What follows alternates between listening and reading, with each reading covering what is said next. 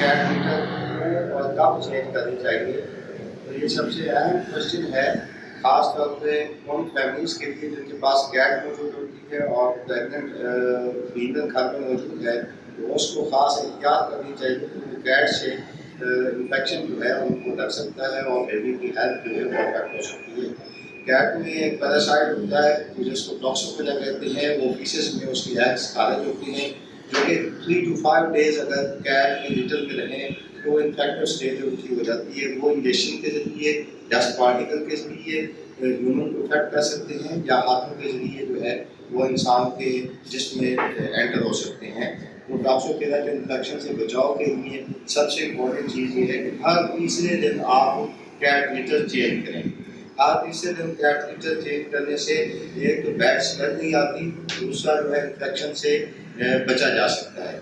और एक सबसे अहम बात यह है, कैट एक साफ़ सुथरा एनिमल है, वो स्मेल को जल्दी डिटेक्ट कर लेते हैं। अगर उसको बैड स्मेल आएगी तो वो कैट लीटर यूज़ नहीं करेगी और घर के किसी कोने में या किसी और जगह पर जाके फीसेस खारिज करेगी या यूरिनेट करेगी।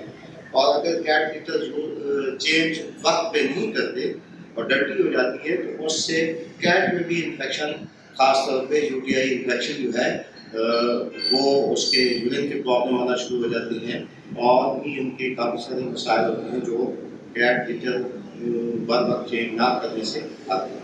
आप खुद यूज़ करें, स्पाउट की मदद से आप खुद यूज़ करें तो 3 दिन में आपने उसको इस्तेमाल कर देना है। आफ्टर 3 डेज़ आपने ये बॉक्स खाली करना है और इसको किसी भी डिसइंफेक्टेंट्स के साथ या ब्लीच के साथ या किसी भी डिसइंफेक्टेंट के साथ इसको वॉश कर दें। फिर नया आप 3 to 5 बाउल इसमें डाल दें और 3 से 4 दिन तक आपने चलें। उसके बाद आप जो है उसको फारग कर दें और वॉश करें।